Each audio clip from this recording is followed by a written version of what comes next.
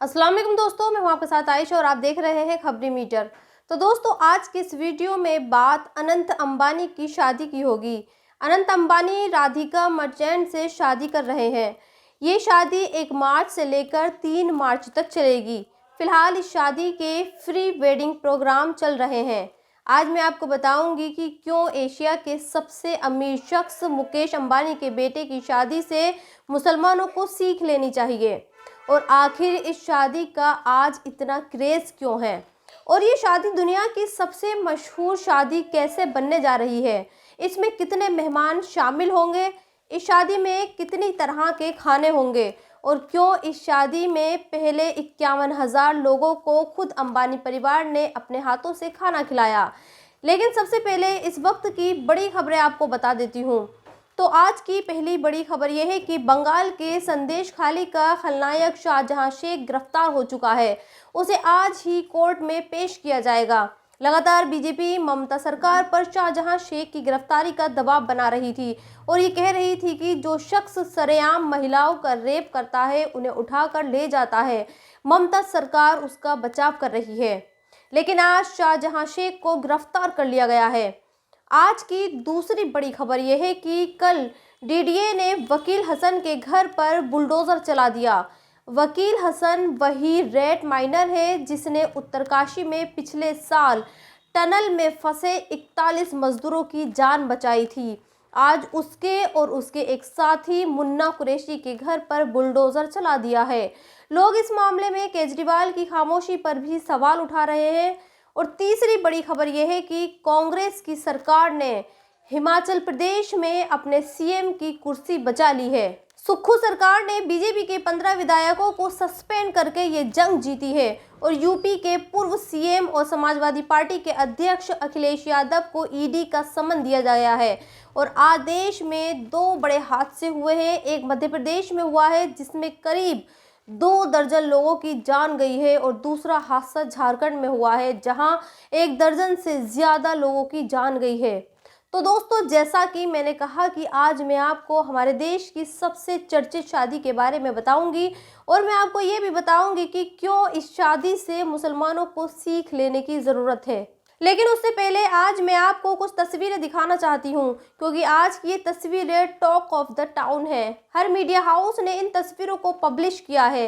दरअसल जिस वीडियो को आप देख रहे हैं, मैं उसी वीडियो की बात कर रही हूँ। ये वीडियो विपाशा के शौहर और टीवी कलाकार करण सिंह ग्रोवर की तस्वीरें हैं। आज सुबह करण उज्जैन के महाकालेश्वर मंदिर में सुबह सुबह भस्म आरती में शामिल हुए, और उन्होंने बाहर निकलकर ये बयान दिया कि जो उन्होंने इस मंदिर और इस आरती के बारे में सुना था वैसा ही पाया। बुलाने के लिए बहुत ही अच्छा लगा, और जो भी सुना था, जो भी लोगों ने कहा था बिल्कुल सच है। यहाँ पे आने के बाद डीएनए के अंदर कुछ ना कुछ चेंज हो जाता है और वही महसूस हुआ। आई एम श्योर यहाँ से आगे जाके सब कुछ अच्छा होगा। यानी उन्हें इस मंदिर में पहुंचकर बहुत अच्छा लगा और उन्हें ये महसूस हुआ कि उनके डीएनए में कुछ बदलाव हुए हैं।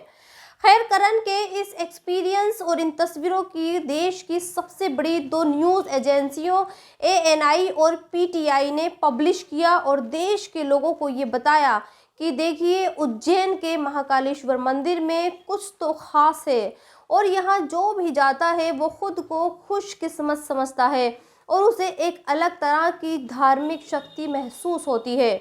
यानी आज न्यूज़ एजेंसियां न्यूज़ बताने के साथ साथ एक ख़ास धर्म का प्रचार भी कर रही हैं, और वो आपको हर रोज़ ये बताती हैं कि फला मंदिर में कौन गया है और फला मंदिर में भक्तों और श्रद्धालुओं की कितनी भीड़ है। अगर आपने गौर किया होगा तो कई सारे न्यूज़ चैनल की वेबसाइट सबसे पहले आपको एक खबर ज़रूर बताती है, और वो खबर राम मंदिर से जुड़ी होती है।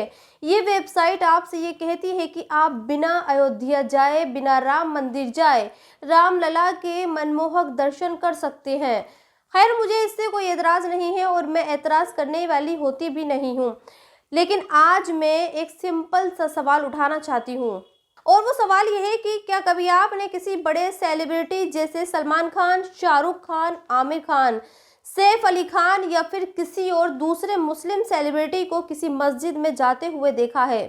और मस्जिद में नमाज पढ़ने के बाद ये बयान देते हुए देखा है कि हाँ, उसे नमाज पढ़कर बहुत अच्छा लगा और वो ये कह रहा हो कि मुसलमानों को नमाज ज़रूर पढ़नी चाहिए। नमाज में जो सुकून अल्लाह ने रखा है वो सुकून दुनिया की किसी भी चीज़ में नहीं है। सच कहूँ तो मैंने तो कभी नहीं देखा, और हाँ, आपने देखा हो तो प्लीज़ मुझे कमेंट्स में लिखकर ज़रूर बताना। लेकिन हकीकत तो ये है कि ऐसा कभी नहीं हुआ। हाँ, ये ज़रूर हुआ है कि हमने शाहरुख खान को माता वैष्णो देवी के मंदिर जाते हुए देखा है। हाँ, हमने सारा अली खान को केदारनाथ और महाकालेश्वर के मंदिर में जाते हुए ज़रूर देखा है। और जानते हैं, जब ये मुस्लिम सेलिब्रिटीज़ ऐसा करते हैं, मस्जिद न जाकर मंदिर जाते हैं, तो क्या होता है? तो फिर ये होता है, एक मुस्लिम सांसद के जनाजे पर इस तरह के सवाल उठाए जाते हैं और उनकी तुलना अफजल बुरहान और याकूब से की जाती है। और फिर शादाब चौहान जैसे मुसलमानों को ये लिखना पड़ता है कि इस देश में मुसलमान होना आसान नहीं है। देश के सबसे बुजुर्ग सांसद शफीकुर रहमान बर्क साहब का इंतकाल हो जाता है और इस इंतकाल पर अफसोस कोई नहीं जताता। प्रदेश के मुख्यमंत्री को कोई फिक्र नहीं है, देश के प्रधानमंत्री इस खबर से अनजान रहता है और मुसलमानों की वोट को अपनी जागीर समझने वाले कांग्रेस के सबसे बड़े लीडर भी इस खबर को एक कान से सुनते हैं और दूसरे कान से निकाल देते हैं। सोचिए, अगर हमारे देश के बड़े सेलिब्रिटी, बड़े रुतबे वाले मुसलमान करण ग्रोवर की तरह मस्जिदों में जाएं और वहां से ठीक वैसे ही प्रचार प्रसार करें जैसे हिंदू सेलिब्रिटी करते हैं, तो क्या इस देश की मेजॉरिटी की सोच नहीं बदलेगी? लेकिन कभी ऐसा नहीं होता। मुसलमानों की ये फितरत होती है कि जब उन्हें कामयाबी और शोहरत मिलती है तो सबसे पहला काम वो अपने मजहब को भुलाने का करते हैं। सोचिए, आज देश की राजधानी दिल्ली की सबसे बड़ी मस्जिद का नया इमाम जिस शख्स को बनाया गया है, उसकी बीवी भी गैर मुस्लिम मजहब से ताल्लुक़ रखती है। खैर, अब अनंत अंबानी की शादी पर आते हैं, वरना तो आप ये कहेंगे कि मैंने जो वादा शुरू में आपसे किया था वो निभाया नहीं। इस शादी के बारे में आप तमाम मीडिया आउटलेट्स और सोशल मीडिया पर पढ़ ही रहे होंगे, लेकिन मैं इस शादी के बारे में सिर्फ इतना बताना चाहती हूँ कि आज मुसलमानों और इस देश के लोगों को मुकेश अंबानी के परिवार से कुछ सीखना चाहिए। सोचिए, आज के दौर में जब भाई भाई का नहीं होता, उस दौर में अंबानी परिवार अपने बेटे की शादी करने से पहले 51,000 लोगों को खाना खिला रहा है और खुद अपने हाथों से खिला रहा है। अंबानी परिवार के बेटे अनंत अंबानी की शादी राधिका मर्चेंट से हो रही है। ये शादी 1 मार्च से 3 मार्च के बीच होगी, लेकिन उससे पहले ही अंबानी परिवार जामनगर पहुंचता है। वहां 51,000 लोगों को अपने हाथों से खाना खिलाता है। क्या कभी आपने किसी और शादी में ऐसा देखा है कि दुल्हा दुल्हन और इनके रिश्तेदार शादी में गरीब लोगों को अपने हाथों से खाना खिलाएं?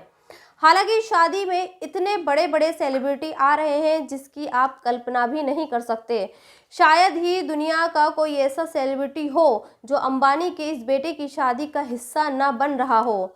आज सुबह ही अमेरिका का एक बहुत बड़ा सिंगर जामनगर एयरपोर्ट पर अनंत अंबानी की शादी को अटेंड करने के लिए पहुंचा, लेकिन फिर भी ये परिवार इन बड़े बड़े सेलिब्रिटी को एंटरटेन करने से पहले गरीबों को खाना खिला रहे हैं। और आज हमारे माशरे में जब कोई शादी करता है तो सबसे पहले मैरिज होम के गेट पर ऐसे ही गरीबों को रोकने के लिए चौकीदार बिठा दिए जाते हैं। खैर, आज आपको इस वीडियो के आखिर में 2 और खबरें बताना चाहती हूँ। एक खबर बिल गेट्स से जुड़ी है और एक खबर सुंदर पिचाई से जुड़ी है।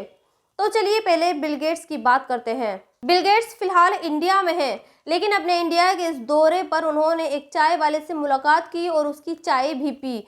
जो शख्स चाय पिला रहा है वो कोई आम चाय वाला नहीं है, वो मशहूर डॉली चाय वाला है। ये शख्स नागपुर में चाय बेचता है और जिस अंदाज में ये चाय बेचता है वो काफ़ी फेमस है। और अब ये इतना फेमस हो गया है कि बिल गेट्स जैसा आदमी जब भारत आया तो उसने भी इस डॉली चाय वाले के हाथों से बनी चाय पी। दूसरी खबर गूगल के सीईओ सुंदर पिचाई से जुड़ी हुई है। सुंदर पिचाई ये कहते हैं कि एक वक्त था जब उनके पेरेंट्स ये चाहते थे कि उनका बेटा पीएचडी करे, लेकिन उन्होंने कोई दूसरा रास्ता चुना और इसी रास्ते की वजह से आज सुंदर पिचाई गूगल के सीईओ हैं। और जानते हैं हर रोज़ सुंदर पिचाई कितना कमाते हैं? और जानते हैं हर रोज़ सुंदर पिचाई कितना कमाते हैं? 5 करोड़ रुपए डेली। तो दोस्तों ज़िंदगी में जो भी करिए ऐसा करिए कि उसे कोई दूसरा ना कर सके। फिर देखिए दुनिया का सबसे अमीर आदमी हज़ारों किलोमीटर का सफ़र तय करके आपके हाथ की चाय पीने आएगा। तो दोस्तों इस वीडियो में इतना ही। आप भी अपनी राय कमेंट्स बॉक्स में लिखकर मुझे ज़रूर बताएं और अब तक आपने मेरे चैनल को सब्सक्राइब नहीं किया है तो प्लीज़ सब्सक्राइब ज़रूर कर दें। शुक्रिया।